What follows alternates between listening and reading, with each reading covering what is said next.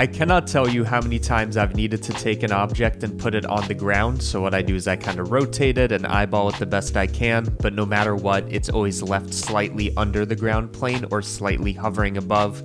This is an issue I've dealt with 100, if not 1,000 times, and while there is an add-on to do this, what if I told you that we can do this very simply with geometry nodes, and not only that, it is the secret to make any object roll, even something as complicated as this. So let's fix this using geometry nodes. So whatever object you want, it can be a cube, a monkey, any level of detail, here's what we're gonna do. Go to geometry nodes, make a geonodes group, and if we want this to be resting on the ground, let's think about what that means mathematically. Well, what it means is find the lowest point, in this case it's the chin. If it was rotated, it'd be this place, find the lowest part of the mesh, and find its Z location, and use that information to say, set it to 0, right? It's that simple. So, first of all, we need to find the lowest point. To do this, it's super simple, which is why I think doing this with geometry nodes is the best way to do it.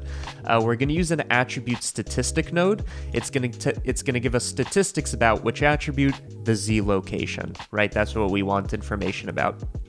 So if we extract the position and separate the XYZ, we can take an attribute statistic over the Z location.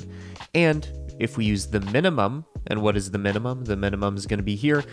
We can use that information to offset it. So it's already basically done. All we need to do now is say take the mesh and transform it. So we're taking the mesh and we're moving it based off this information right here by the Z location. So I'm going to combine XYZ, take the minimum, and by the way, this isn't what we're supposed to do. It's going to be almost correct, but we plug this in, and you can see it does pretty much the exact opposite of what we wanted to do. If we wanted a submerged node, submerge it under the ground plane, then that would be perfect. To fix this, we just need to we need to multiply, really, by -1. And that actually does it. Why is that the case? Because if we did not have this, or I guess if we just didn't have our geometry nodes at all, the lowest Z location is a negative number. So if we shift it by that Z location, it's going to sync. We need to say, if it's a negative number, go by positive. If it's instead a positive number, go by a negative. Okay? So let's enable this again. Now, let's see if this works when we rotate it. Oh, it doesn't. Why doesn't it work? Because the geometry nodes doesn't recognize that we rotated it. So if you rotate the object in this way, make sure to hit Control-A, rotation, and now it's sitting on the ground again. So let's rotate it again. So now the lowest point is the ear, rotation. Okay? Now, because we're doing all this with geometry nodes, one thing I would recommend is let's actually do the rotation inside a geometry node so that way it recognizes it.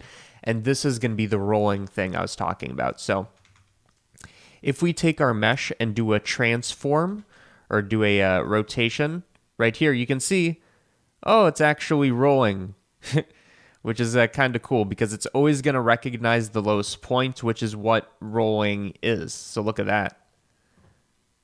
I think that's pretty neat, honestly.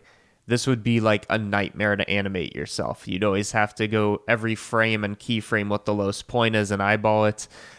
This is kind of cool, I think. Maybe I'll make a separate tutorial about rolling along a curve, any object. I don't know. Either way, that is the answer to this. So actually, let me just generalize this. If you have another mesh, let's say a torus, or again, it's not on the ground plane, you have to do this. At this point, all you have to do, go to geometry nodes and then apply our group.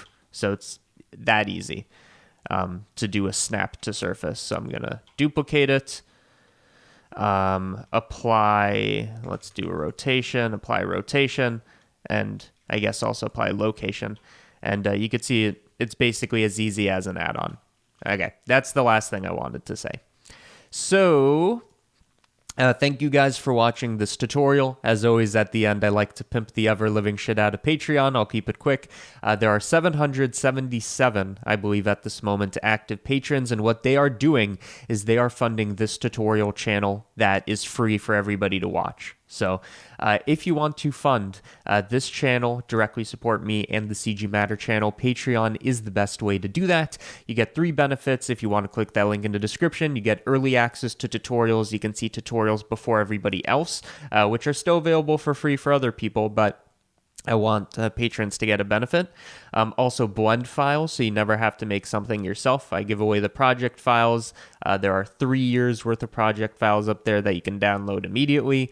And exclusive tutorials. I make tutorials every once in a while that are not available for free, and you can watch the library of those. There's probably a dozen or so that you could watch at this point.